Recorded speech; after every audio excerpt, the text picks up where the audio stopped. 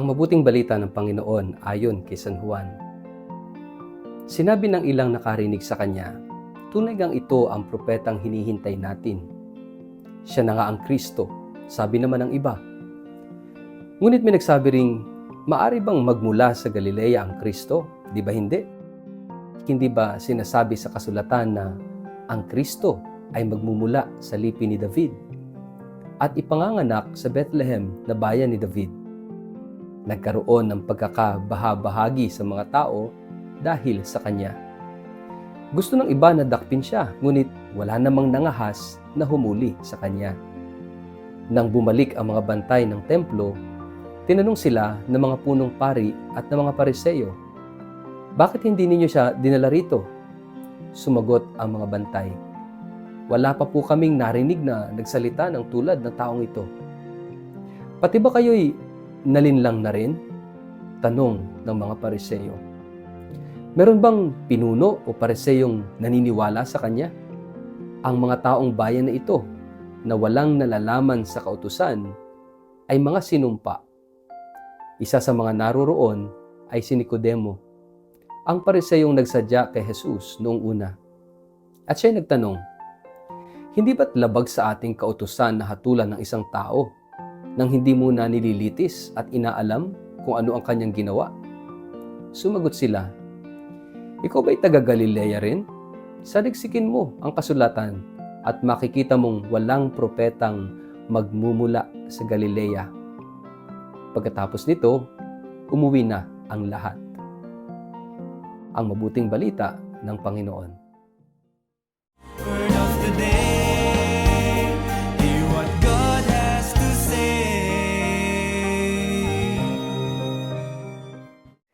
Mapagpalang araw po sa inyong lahat. Kumusta po kayo? Ang ating word of the day ay decision. Sa buhay ng tao, araw-araw tayong nahaharap sa mga pagpili o pagdidesisyon. May maliliit na desisyon, ano ang kakainin, saan pupunta, ano ang uunahin. Ngunit mayroon ding mas malalim na pagpili. Ano ang paniniwalaan, sino ang susundin, anong uri ng tao ang nais nating maging. Sa Ebanghelyo ngayon, malinaw na ipinapakita ang isang realidad ng buhay. Ang pagharap kay Jesus ay laging nagdudulot ng isang desisyon. Kaya ang isang salitang maaring magbigay buod sa mensahe sa ating Ebanghelyo ay ang salitang desisyon, pagpili. Matapos marinig si Jesus, iba-iba ang naging reaksyon ng mga tao. May nagsasabi, ito na nga ang propeta. Ang iba naman, ito ang Mesiyas. Ngunit may ilan ding tumutol, hindi maaaring magmula sa Galilea ang Mesiyas. Dito makikita ang isang mahalagang katotohanan. Ang parehong katotohanan ay maaaring magbunga ng magkaibang tugon. Iisa ang narinig nila, iisa ang nakita nila, ngunit iba-iba ang kanilang naging desisyon. Ganito rin sa ating buhay. Iisa ang ebanghelyo na ating naririnig, ngunit iba-iba ang ating pagtanggap dito. May mga taong bukas ang puso at handang maniwala, may mga taong nagdududa, at may mga taong tumatanggi. Hindi dahil kulang ang katotohanan, kundi dahil iba-iba ang kalalagayan ng puso. Ang tao ay hindi lamang nilalang na nag-iisip, siya rin ay nilalang na pumipili. At ang ating mga pagpili ang humuhubog sa ating pagkatao. Ang tanong ay hindi lamang ano ang totoo, kundi ano ang pipiliin kong paniwalaan at sundin. Sa Ebanghelyo, ang pagkakabahagi ng opinyon ng mga tao ay nauwi sa tensyon. May gustong dakpin si Jesus, ngunit walang nangahas. Ang mga gwardya na ipinadala upang hulihin siya ay bumalik na walang dala.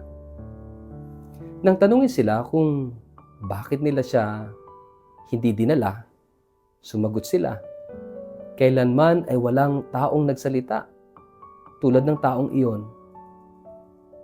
narinig nila si Jesus. At may nangyari sa kanilang loob, hindi nila maipaliwanag, ngunit naramdaman nila ang kapangyarihan ng kanyang salita. Ito ang kapangyarihan ng katotohanan. Hindi ito laging madaling ipaliwanag, ngunit ito ay nararamdaman ng puso. Ngunit sa kabila o sa kabilang banda, yung mga Pariseo na natiling sarado. Hindi sila handang makinig. Hindi sila handang magtanong. Para sa kanila, sapat na ang kanilang alam. Dito pumapasok ang isang panganib. Yung pagiging sarado sa katotohanan. May mga tao na hindi tumatanggi sa Diyos dahil kulang ang ebidensya, kundi dahil ayaw nilang magbago. Ang pagtanggap kay Jesus ay nangangailangan ng pagbabago. Nangangailangan ito ng kababaang loob. Nangangailangan ito ng pag-amin na hindi natin alam ang lahat. Sa gitna ng kaguluhan, may isang taong tumindig, si Nicodemo. Siya ang parehong Nicodemo na minsang lumapit kay Jesus sa gabi. Sinabi niya, hinahatulan ba ng ating kautusan ang isang tao nang hindi muna pinakikinggan at inaalam ang kanyang ginagawa? Isang simpleng paalala, ngunit puno ng katotohanan. Bago tayo humusga, kailangan muna nating makinig. Sa ating panahon, napakadaling humusga. Napakadaling magkaroon ng opinyon, ngunit bihira ang tunay na nakikinig. Maraming tao ang may paninindigan, ngunit hindi lahat ay may bukas na kalooban. Sa panahon ng Kwaresma, inaanyayahan tayong suriin ang ating mga pagpili. Kapag naririnig natin ang salita ng Diyos, ano ba ang ginagawa natin? Pinakikinggan ba natin ito? Pinagninilayan ba natin ito? O agad ba natin itong hinuhusgahan base sa ating sariling pananaw? Ang buhay Kristiyano ay hindi lamang tungkol sa kaalaman. Ito ay tungkol sa pagpili. Araw-araw na pagpili, desisyon na sundin si Kristo. Ang desisyon na magpatawad kahit mahirap, ang desisyon na magmahal kahit ikay nasasaktan, ang desisyon na magtiwala kahit hindi malinaw ang lahat. Sa huli, hindi sapat na makilala natin si Jesus. Kailangan natin siyang piliin. Magdesisyon na piliin siya. Sapagkat ang pananampalataya ay hindi lamang paniniwala, ito'y isang desisyon. At ang bawat desisyon ay mayroong direksyon.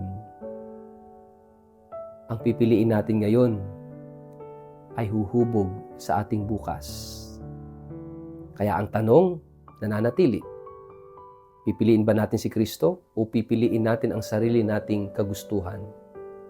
Sa bawat araw, sa bawat sitwasyon, may isang paanyaya ang Diyos. Piliin ang katotohanan. Piliin ang liwanag.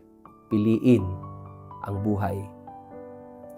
Mga kapatid, sa mga desisyon natin sa araw-araw, pinipili ba natin si Kristo? O mas pinipili natin ang ating sariling kagustuhan at sarili nating mga pananaw sa buhay? Sa ngalan ng Ama, ng Anak at ng Espiritu Santo. Amen. Panginoong Jesus, sa gitna ng maraming boses sa mundo, tulungan mo kaming piliin ang iyong tinig. Bigyan mo kami ng pusong bukas sa katotohanan at lakas ng loob na sundin ka. Sa bawat araw ng aming buhay, naway piliin namin ang landas na maglalapit sa amin sa iyo. Amen. Pagpalain po kayo, ingatan ng makapangyarihang Diyos, Ama, Anak at Espiritu Santo. Amen.